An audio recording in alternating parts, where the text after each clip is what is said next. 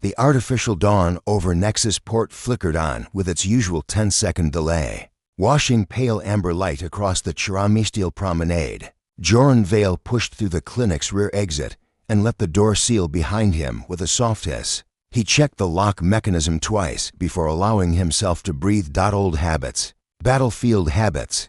The kind that kept you alive when mortar fire turned a field hospital into a tomb, or when you realized the supplies you needed to save a child's life were still 300 kilometers away on a transport that would never arrive in time. 3 months ago, he'd transferred to this backwater colony outpost where the most serious injuries involved industrial accidents and dehydration. 3 months of trying to convince himself that quiet was good, that boredom meant no one was dying, that he could finally sleep without hearing screams. That it wasn't working.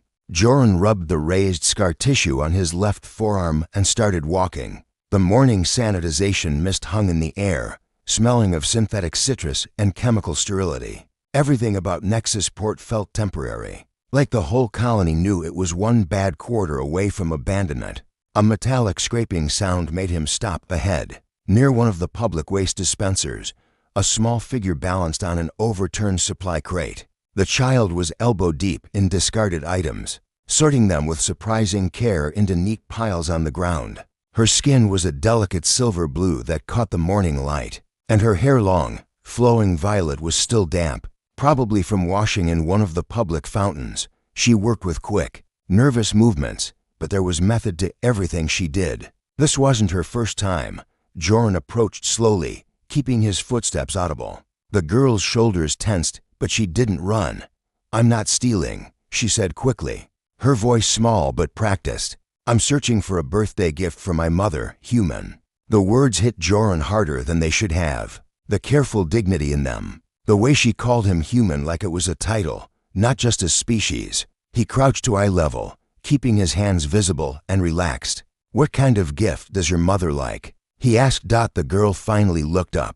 Her eyes were deep violet, alert and guarded in a way that no 7-year-old's eyes should be. She studied his face for several seconds before answering. "She likes things that shimmer," the girl said carefully. "Not sharp or loud. Gentle things. Things that remind her of home." Joran nodded slowly. "Not a thief. A child trying to do something good with nothing but trash and determination." His throat tightened. "You won't find a gift like that in a waste bin," he said gently. He stood and offered his hand, not as a demand, but as an option. "My name's Joran. I'm headed to the market district. You can come with me if you want." Instead of taking his hand, the girl tilted her head toward the structural column behind them. "She's there," she whispered. A woman stepped out from the shadows, and Joran's breath caught for just a moment. She was striking in a way that had nothing to do with conventional beauty, and everything to do with presence. Tall, with the same silver blue skin as the child but slightly lighter, almost luminescent in the dawn light. Her violet hair was longer, coiled into an intricate braid held by what looked like a bone clasp. She wore a weathered gray shawl pinned over one shoulder and a dark wrap tied at her hip, clothes that had once fit properly but now hung loose on a frame that had lost too much weight too quickly. Every line of her body screamed caution. She positioned herself slightly ahead of the child, protective without aggression, ready to defend or flee. "I'm Tessara," she said, voice rough from too many nights of poor sleep. "This is Pin." Her stare stayed sharp, evaluating him for threat level. "We are not begging. I didn't assume you were." Joran kept his voice calm and level. He'd dealt with defensive parents before, refugees clutching children through border checkpoints, mothers who'd watched their worlds burn and learned to trust nothing and no one. "You're trying to make her birthday a little better. That's a good goal." Behind Tessera's steady posture, Joran saw the exhaustion. Single mother, survival mode, probably undocumented, definitely avoiding any official attention. That might lead to questions about whether she belonged here at all. He recognized that look. He'd seen it too many times in too many desperate places. "How long have you been in Nexusport?" he asked. Tessera hesitated, weighing how much truth to offer a stranger. "Long enough to know we're not wanted. Not long enough to find work." That answer told him she was running from something she refused to name. Joran nodded once, making his decision. "You're coming with me," he said simply. We'll find something that shimmers, something that's gentle, and a cake. Birthdays deserve cake. Pin's eyes widened with cautious hope. Tessara narrowed her gaze. Why would you help us? Joran considered lying, saying he liked helping people, saying he was just being friendly. Instead, he told the simplest version of the truth he could manage. I spent years trying to keep families alive, he said quietly. I'm not interested in watching one fall apart over a birthday gift. Tessara studied him for a long moment, searching for the trap, the angle, the inevitable price. When she found none, or at least nothing obvious, the tension in her shoulders dropped by a fraction. Not trust, just slightly less fear. Pin stays close to me, Tessara said, and I decide when we leave. Those are smart rules, Joran replied. We'll keep them. Finally, tentatively, Pin took Joran's offered hand. Her small fingers gripped tightly once contact was made. The child's skin felt cool to the touch, her pulse visible in the delicate veins at her wrist. Malnourished, dehydrated, but her eyes were bright with intelligence and stubborn hope. Tessara stepped beside them, keeping her body angled protectively around her daughter. Her expression was carefully neutral now, calculation mixed with surprise and something else she was trying hard to hide. They began walking toward the central marketplace, the commercial district, polished and strict, where security personnel judged visitors before merchants ever did. As they reached the first platform of white steps leading up to the main plaza, Pin glanced up at Joran. If the gift is wrong, she whispered, Mother won't pretend she likes it. She doesn't believe in lying. Joran felt a small smile tug at the corner of his mouth. That makes it easier, he said. Honesty saves time. Tessara looked at him again, something shifting in her violet eyes. The suspicion was still there, but now it was mixed with curiosity and a quiet, reluctant respect. Joran walked slower to match Pin's stride. In his chest, a familiar weight returned, not the desperate, crushing urgency of battlefield medicine, but something quieter, something he hadn't felt since before everything went loud and bloody. Purpose. A simple mission. Help this family get through a birthday. It felt like the most important assignment he'd been given in a long time, and he was not about to fail it.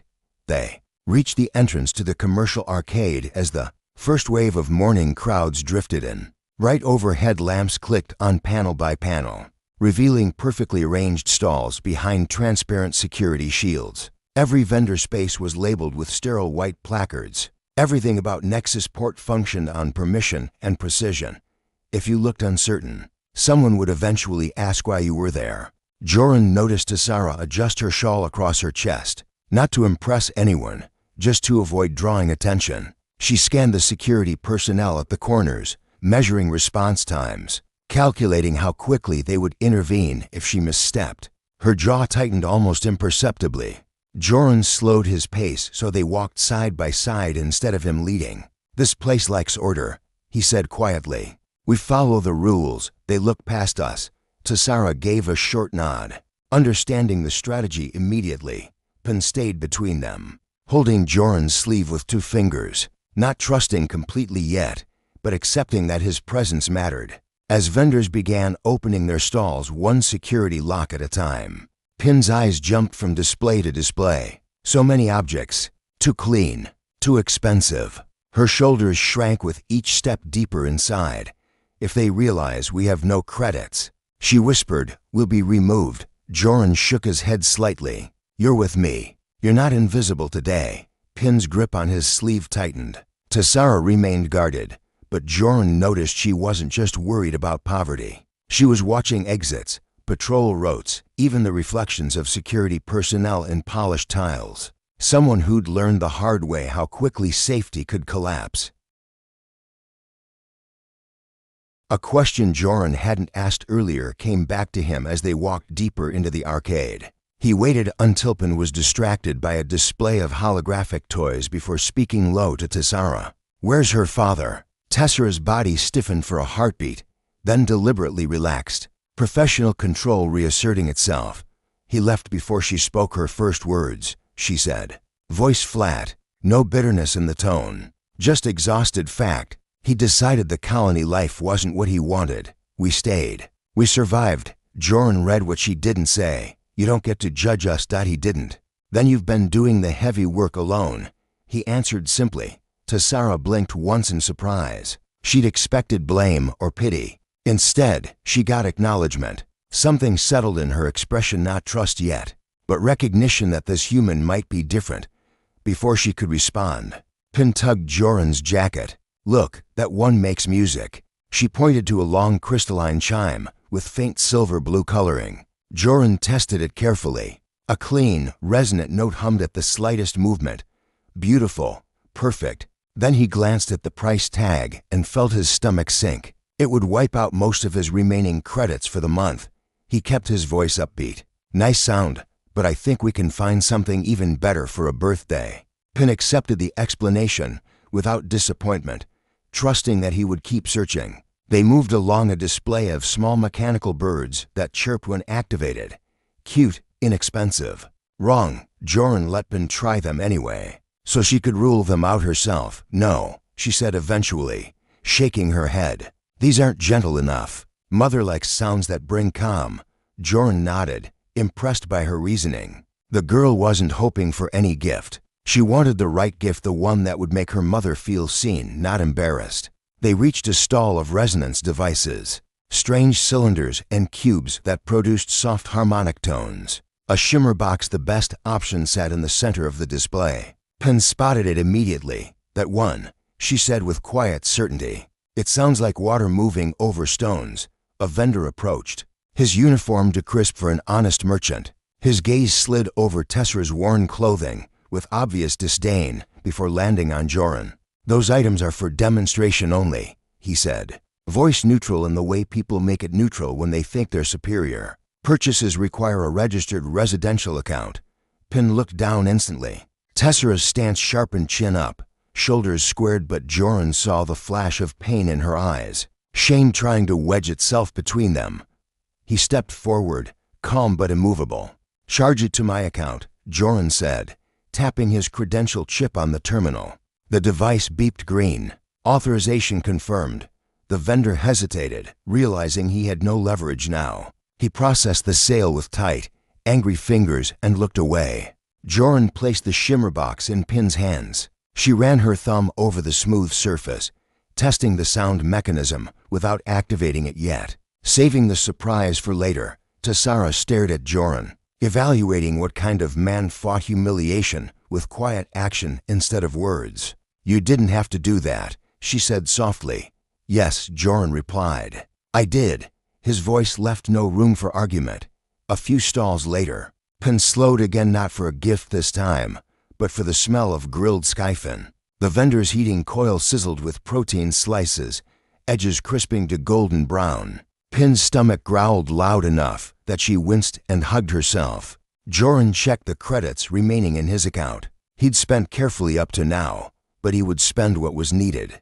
What's the price for 3 portions? He asked the vendor. The man glanced at Tessera's clothing and gave an inflated number. Joran didn't negotiate. He paid when the warm food was placed in their hands. Tessera's carefully maintained guard cracked. Hunger fought through pride. Pin devoured the first bite too quickly and coughed. Joran handed her a cup of mineral water he'd purchased from the adjacent stall. She gulped it like she hadn't drunk properly in days. Tessera tried to eat slower, refusing to show vulnerability. But after the second piece, she couldn't hide the relief flooding her face. Her cheeks gained a slight flush, actual warmth returning to a body that had lived in survival mode for far too long. Joran watched them both carefully, cataloging symptoms: chronic malnutrition, dehydration, stress markers, but also resilience, strength, the will to keep fighting. You said you haven't been here long, he said gently. Where did you live before? Tessera paused, weighing how much truth to share with this stranger who kept helping without asking for anything. In return, a harbor settlement south of here, she said finally. Storms destroyed the docks, then the work stopped, then everything else stopped, and you came here for a new start, Joran said. We came here to not disappear, Tessera corrected, voice hard. There's a difference. Pin pressed herself against Tessera's side. The girl didn't understand all the words, but she understood that they had almost lost each other before. Joran nodded, anger at circumstances building behind his ribs. No one disappears today, he said firmly. Tessara stared at him, and for the first time, the weariness in her eyes was mixed with something fragile and dangerous, hope. Pin finished eating and looked up at Joran with crumbs on her chin. Now the gift will be perfect, and the day will be perfect. Not done yet, Joran said, standing. A birthday needs more than food and a gift. It needs a moment. What moment? Pin asked, curious. Joran scanned the direction of the central plaza. You'll see. He didn't tell them yet, but he already had a plan forming. A birthday celebration in a public place where people would have no choice but to acknowledge them. Where Tessara and Pin would exist, officially and undeniably. Even if just for an afternoon. Tessara noticed the shift in his posture, the way his eyes focused with military precision. You're planning something, she said, suspicion and intrigue mixing in her voice. Always, Joran replied. It's how things get better. He reached down and offered his hand to help Pin step down from the bench. She took it without hesitation this time, and together they moved through the crowd. Joran led them toward the colony's heart, where order expected obedience, and decided that today, order would make space for joy instead. Joren Veiltired disciplined. Done with watching people fall apart, felt something he hadn't felt in a long while. He wanted to be the one who made this happen. They moved deeper into Nexus Port's administrative district. The transition was subtle but deliberate. The tile pattern shifted from commercial gray to residential amber. The benches included actual cushioning instead of deterrent designs meant to prevent loitering. The overhead ventilation systems thinned out, allowing natural air circulation. Here, people were allowed to linger rather than simply pass through. Pin walked ahead now, energized by food and the growing sense that something good was happening. She held the shimmer box carefully in both hands like it was fragile and sacred. Tessara stayed one step behind Joran, still watching their surroundings with practiced vigilance. She counted security patrols, tracked anyone who looked too long in their direction, mapped escape routes without conscious thought. Joren noticed everything. He dropped his voice so only she could hear. This area has less enforcement, he said. Better for what I'm planning. Tessara nodded without loosening her grip on her shawl. Better doesn't mean safe, no, he replied honestly. But safer is a start. They entered an open plaza, white tiles forming a wide circle with public seating, decorative planters, and a dispensary for warm beverages. A raised platform at the center displayed a holographic schedule for civic announcements. Currently empty. Perfect. Joren checked his chronometer, then looked around, assessing sight lines and security presence. We claim that corner. We make this celebration count. Pin gasped. Here, really? He crouched to meet her eye level. People celebrate here all the time. You deserve that too. She nodded hard. Suddenly nervous and proud at once, Joran set a small cake box on the bench. He'd purchased it from a vendor while Tessara and Pin were admiring a fountain. Display and unwrapped clean utensils he always kept in his field kit. Emergencies came in many forms, including birthdays. He handed Pin the small cutting tool. You get to make the first slice. But before she could move, a civic custodian walked their direction, digital pad in hand, uniformed pristine to be friendly. Pin immediately shifted behind her mother. Tessara stepped forward, defensive instincts flaring. Gatherings on public surfaces require advance notification or official registration. The custodian recited, barely acknowledging them as actual people. Joren stood to full height. His posture changed, not aggressive, not submissive, just immovable. This is a family meal, he said evenly. The custodian glanced at Tessara's torn hem. Unauthorized food distribution is prohibited. Joran pulled out his medical services permit, flipping it open with practiced precision. This credential allows supervised nutritional support and celebration activities for minors under my care. This qualifies. Log the authorization or move along. Several seconds of tense silence hung in the air. The custodian lowered his pad, annoyed by the inconvenience of someone who actually knew the regulations. He stepped away without another word. Pin's shoulders dropped with relief. Tessara's eyes flicked to Joran, uncertain whether to thank him again or question his motives. You knew he'd come, she said quietly. This colony follows rules more than people, Joran replied, straightening the cake. They gathered the remaining items carefully. Joran picked up his supply pack. Tassara adjusted her shawl with new confidence, no need to hide anymore. Pin grabbed his hand without hesitation at all. Together, they stepped out of the plaza and into the shifting crowd of Nexusport. For the first time in a long while, Joran felt like his next move actually mattered. He didn't know yet what tomorrow would demand. He only knew this: he was helping a family that deserved to stay a family. And he wasn't walking away from that. They left just as the afternoon crowd thickened. Workers returning from the industrial sectors, vendors announcing final deals, children weaving through legs with sticky hands from fruit vendors. Joran kept Tassara and Pin close, adjusting his stride so Pin never had to hurry. The girl's small fingers wrapped around his hand now, not just his sleeve. Trust had shifted, almost without anyone acknowledging it.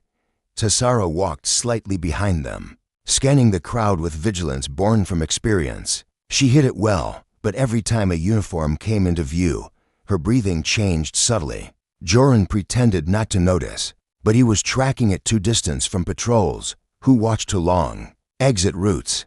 He wanted her to see he understood the mechanics of staying safe without making a display of it. As they passed a textile stall, Pin slowed, staring at a soft tunic on display. The material looked warm, the color a deep violet that matched her hair. Tassara nudged her forward gently, silently refusing to let her daughter stared along at something they couldn't. A Ford.Joren memorized that looked the way Tassara, calculated what might break her child's heart and steered away before it could happen. He changed direction before either could protest. One more stop, he said. Inside the stall, Joran sorted through tunics until he found one in Pin's size. Dark violet with reinforced stitching at the shoulders. Durable and warm, the vendor named a price. Joran paid it without argument.